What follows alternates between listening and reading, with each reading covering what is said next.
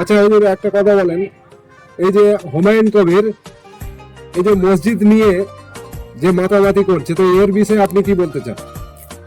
না, হুমায়ুন কবির খারাপ কি করছে? মসজিদটা যে বাবরি মসজিদ, মসজিদ তো মসজিদই, এটা খারাপ কি করছে? খারাপের তো কিছুই দেখতে পাচ্ছি না। এবার কেউ যদি ধর্ম নিয়ে ব্যবসা করে সেটা আলাদা কথা। হুমায়ুন কবির যেটা করছে সেটা বাবরি মসজিদ করছে।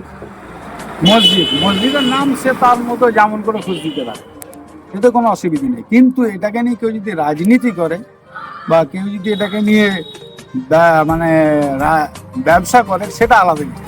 ওইটা তো রাজনীতিতেই যাচ্ছে তো। রাজনীতি কিভাবে যাচ্ছে, কি করে হয়?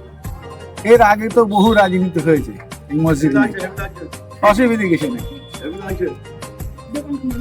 ও তো যেটা করছে যেমন মনে হচ্ছে যেন রাজনীতির দিকেই যাচ্ছে। মানুষের ভাবনা, যে যেমন করে ভাবছে তেমন করে করছে।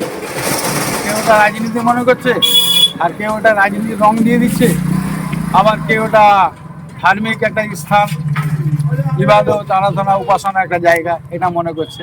কিন্তু ও তো মসজিদের উপমা দিয়েও তো মানে বলছে যে আমি মানে সব সিট নিয়ে নেব। ওটা আলাদা জিনিস, সেটা তো তার পার্টি। তো তার মানে তো পার্টি নিয়ে যাচ্ছে তো তাহলে। না না, মসজিদের সঙ্গে এটা কি সম্পর্ক আছে? সেটা আগেও বলেছিল যে আমি মসজিদ করব 2012